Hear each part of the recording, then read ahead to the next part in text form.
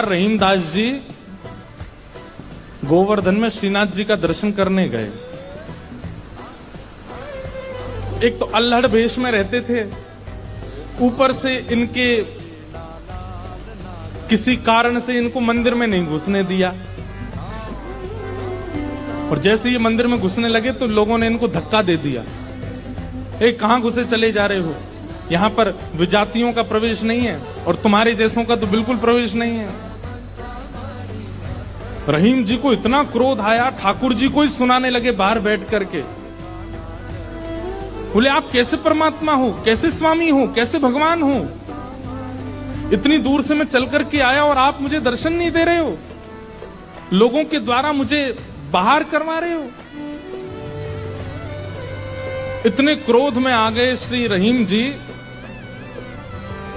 ठाकुर जी भीतर खड़े खड़े उनको पसीना आने लगा, बाहर खड़े खड़े रहीम जी गुस्सा कर रहे हैं। गुसाई जी भोग लेकर के गए, ठाकुर जी बोले हमको नहीं पाना। ठाकुर जी कुछ और बना के ले आऊं, ठाकुर जी बोले हमको वो भी नहीं पाना। गुसाई जी को लगा ठाकुर जी बहुत नाराज हैं, 56 भोग बनाओ। 56 भोग लेकर के गए, ठाकुर जी बोले बिल्कुल नहीं पाना, हमारा मन नहीं है। स्पष्ट ठाकुर जी बता भी नहीं रहे कि बात क्या है, लेकिन जो जो गुसाई जी प्रस्तुत कर रहे हैं सबके लिए मना करते जा रहे हैं, मुझे नहीं पाना। अंत में गुसाई जी ने कहा, बोले जय जय। अंत में गुसाई जी ने कहा, बोले जय जय। कोई अपराध बना हमसे? ठाकुर जी मुंह फुला के बैठे हैं, कुछ नहीं बोले। बोले मैं क्यों बताऊं? गुसाई जी समझ गए, बोले कि ओहो कोई अपराध ही बना है। तुरंत सबको बुलाया, बोले भैया आज किसी का अपमान किया, किसी का अपराध किया, कुछ हुआ था क्या दिन भर में? तब द्वारपालों ने बताया, बोले महाराज आज एक आया था, वो विजातीय था, उसके वस्त्र भी अच्छे नहीं थे, वो देखने में भी अजीब सा लगा, हमको लगा मंदिर में जाके उपद्रव करेगा, इसलिए हमने घुसने नहीं दिया, हमने उसको निकाल दिया। गुसाई जी समझ गए, बोले ओहो उसी के लिए ठाकुर जी ऐसे हो रहे हैं। वो निश्चित ही ठाकुर जी का कोई परम भक्त है और उसको ठाकुर जी, वो ठाकुर जी का दर्शन करने नहीं आया था, ठाकुर जी ने उसको देखने के लिए बुलाया था, ठाकुर जी देखना चाहते थे और तुमने उसको यहां से बाहर कर दिया। अब एक काम करो, बोले क्या? सुंदर प्रसाद बनाओ, प्रसाद बना करके सिद्ध करके, वो यहीं कहीं बैठे होंगे, ज्यादा दूर गए नहीं होंगे, उनको लेके आओ। मंदिर में प्रसाद सिद्ध हो रहा था रहीम जी को प्रसन्न करने के लिए, लेकिन ठाकुर जी इतने व्याकुल हो गए, बोले अभी तो चूल्हा जलाएंगे, कढ़ाई धरेंगे, तब कुछ बनाएंगे, तब तक रहीम जी वृंदावन पहुंच जाएंगे। इतने में ठाकुर जी ने क्या किया, ठाकुर जी के सामने जो सोने की थाल में प्रसाद रखा था, ठाकुर जी ने वो थाल उठाया बड़ा सा और अपने कंधे पर रखा, खुद ही चले गए, स्वयं ही चले गए। यहां रहीम जी गोविंद कुंड पर बैठे थे, खूब गुस्सा हो रहे थे, ठाकुर जी को भली बुरी सुना रहे थे। लेकिन जैसे ही देखा गिरिराज पर्वत से उतरते हुए श्याम सुंदर आ रहे हैं, और झांकी कैसी है, कटिकाचनी पहनी है, मोरपिच्छ पहना है, जो स्वरूप ठाकुर जी का ऐसा रहता है, हाथ में वंशी लेकर के, और ठाकुर जी यहाँ कंधे पर विशाल थाल लेकर के ऐसे उसको संभालते हुए ठाकुर जी आ रहे हैं। आहा, रहीम जी के लिए रहीम दास जी ने उसी समय ठाकुर जी की छवि का वर्णन किया, बहुत सुंदर। क्या वर्णन करते हैं, कैसे लग रहे हैं श्याम सुंदर? आहा,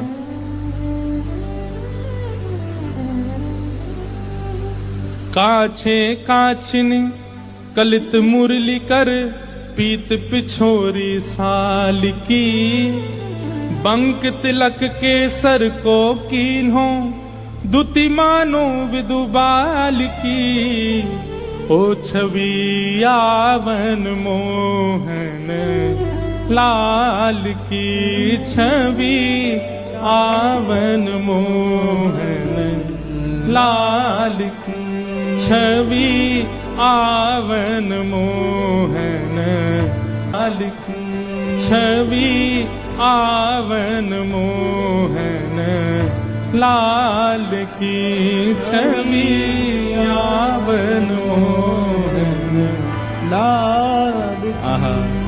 हाँ काछे काछ निकलित मुरली कर, पीत पिछोरी साल की, बंक तिलक के सर को कीन्हो, दुति मानो विदुबाल की, हो छवि आवन मोहन।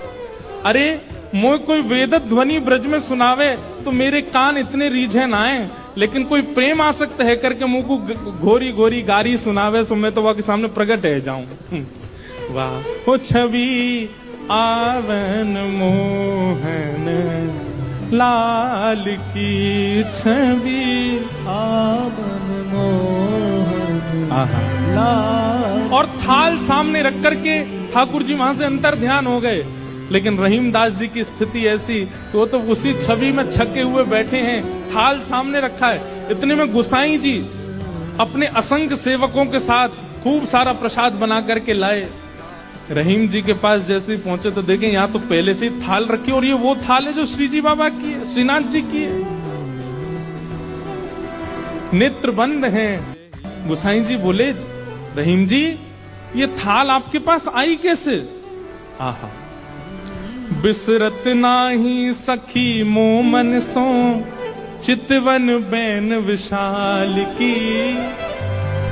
बैन मतलब, बैन कहीं कहीं ये अधर का जो अंतिम छोड़ होता है इसको बैन कहते हैं। ठाकुर जी के ये कैसे बोले, इतने मधुर हैं कि जब ये ठाकुर जी मुस्काते हैं ना तो वो जो अंतिम छोड़ है वो इतना प्रिय लगता है ठाकुर जी के मुखमंडल का कि वो मेरे नेत्रों से जा नहीं रहा है। विसरत नाही सखी मोमन सो, चितवन बैन विशाल की, नीकी हसन अधर सधरन छवि, छवि सुमन गुलाब की, ओ छवि आवन मोहन लाल की, छवि आवन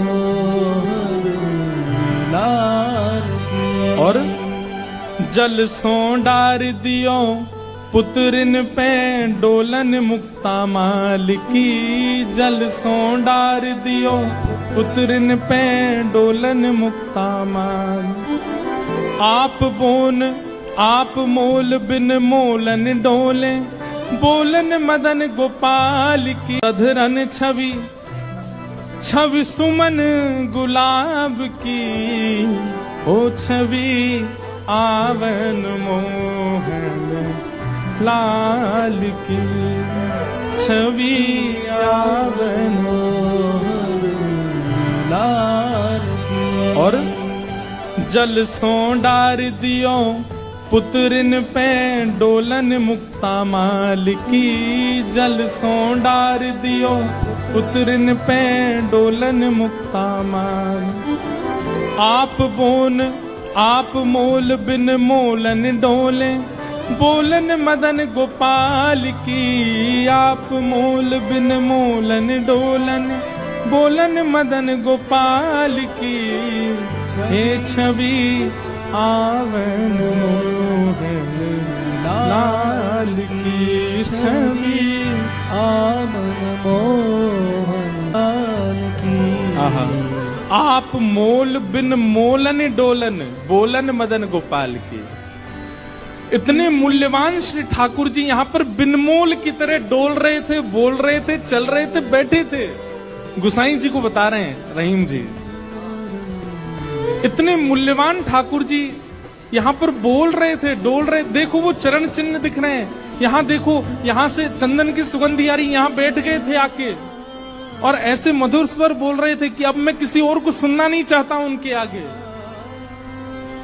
अरे यह स्वरूप निरखे सोई जाने, अरे जिसने वो स्वरूप देखा होगा, यह स्वरूप निरखे सोई जाने, यही रहीम के हाल की।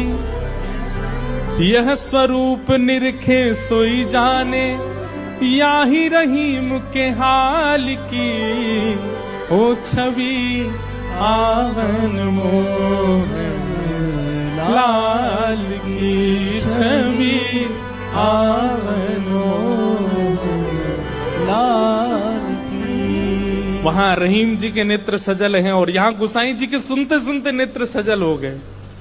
वाह ठाकुर जी, आपकी लीला। यहां हम इतनी सामग्री सिद्ध कर रहे थे रसोई में, लेकिन आपसे इतनी प्रतीक्षा भी नहीं हुई, आप अपनी थाल लेकर के आ गए और ऐसी लीला करके गए रहीम दास जी के पास आकर के। ऐसे हमारे ठाकुर जी।